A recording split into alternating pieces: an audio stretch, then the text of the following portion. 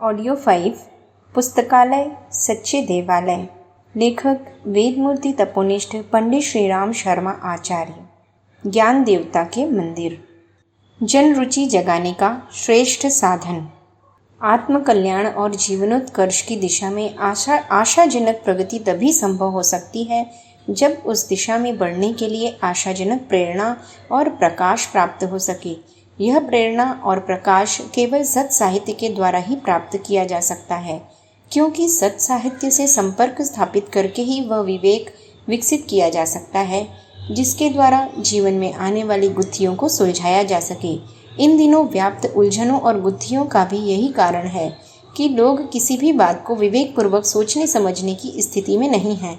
इस कारण उस स्तर की प्रेरणाओं और दशाओं का अभाव है। प्रस्तुत संकटों और समस्याओं का निराकरण करने के लिए आवश्यक है कि कुविचारों और अवांछनीय मान्यताओं को हटाया जाए और उनके स्थान पर सद्विचारों तथा आदर्शवादी निष्ठाओं को प्रतिष्ठापित किया जाए। यह परिवर्तन ही युग परिवर्तन है और इसी परिवर्तन के द्वारा तुच्छ मनुष्यों को महामानवों के रूप में परिणत किया जा सकता है। प्राचीन काल में साधु और ब्राह्मण यही किया करते थे। तप, संयम, साधना द्वारा अपने व्यक्तित्व को निर्मल और प्रकाशपूर्ण बनाकर लोगों को सही विचार और सही दिशा प्रदान करते रहते थे। यही सबसे बड़ी सेवा भी है। किसी के दुख दारिद्र्य में सामाजिक सहायता पहुंचाकर उसका तात्कालिक निवारण किया जा सकता है, किंतु चिरस्थायी समाधान तो विचार शुद्धि के द्वारा ही हो सकता है। इस पुण्य प्रयोजन की पूर्ति के लिए सत साहित्य का प्रसार एक पुण्य फलदायी सत्कार्य हो सकता है। इस संबंध में कठिनाई यह आती है कि सत साहित्य के अध्ययन की आदत न होने से लोगों की इस ओर रुचि नहीं होती। प्रायः तो लोग अध्ययन को व्यर्थ का काम समझते हैं।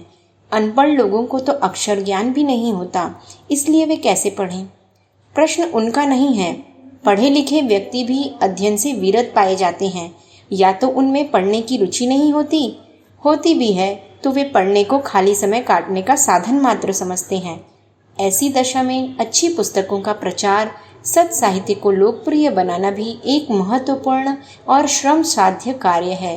विचारशील व्यक्ति जो सत साहित्य का महत्व समझते हैं और वातावरण बदलने, उत्कर्ष की प्रेरणा देने अथवा समाज में सुखद परिस्थितियां निर्मित करने के लिए अच्छी पुस्तकों की भूमिका महत्वपूर्ण मानते हैं, उन्हें चाहिए कि वे सत साहित्य को लोकप्रिय बनाने के लिए उत्साहपूर्वक प्रयास करें।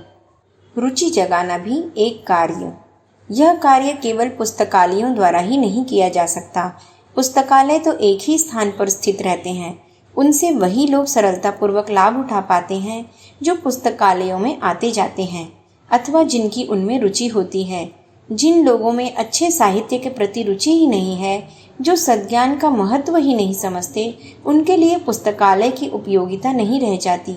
उनमें रुचि जगाने के लिए आवश्यकता इस बात की है कि शिक्षित व्यक्तियों से संपर्क स्थापित किया जाए, उनमें अच्छा साहित्य पढ़ने की रुचि जगाई जाए और सद्विचार तथा सत प्रेरणाएं प्रदान करने वाला सत साहित्य उपलब्ध कराया जाए।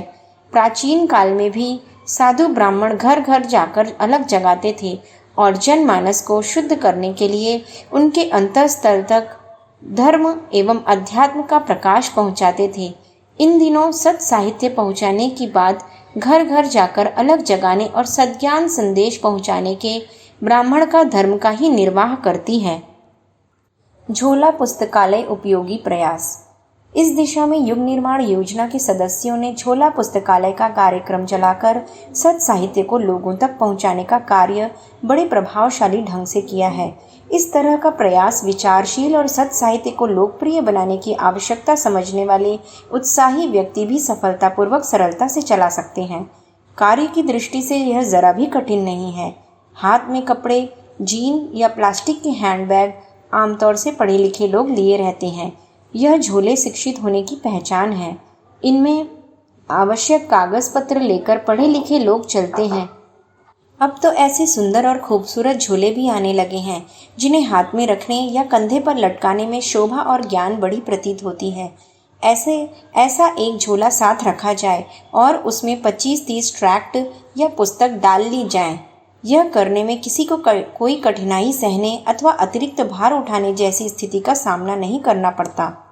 यह झोले हर समय साथ रखे जा सकते हैं और किसी निश्चित समय भी इन्हें लेकर स्वतंत्र रूप से मित्रों परिचितों को सत् साहित्य पढ़ाने के लिए निकला जा सकता है। वैसे हर समय साथ रखने में भी कोई परेशानी नहीं आती। काम तो प्रायः सभी को घर से बाहर ही करना पड़ता है। जहाँ काम करने जाते हैं वहाँ साथियों से तथा उस काम से संबंध रखने वाले लोगों से संपर्क भी बनता है।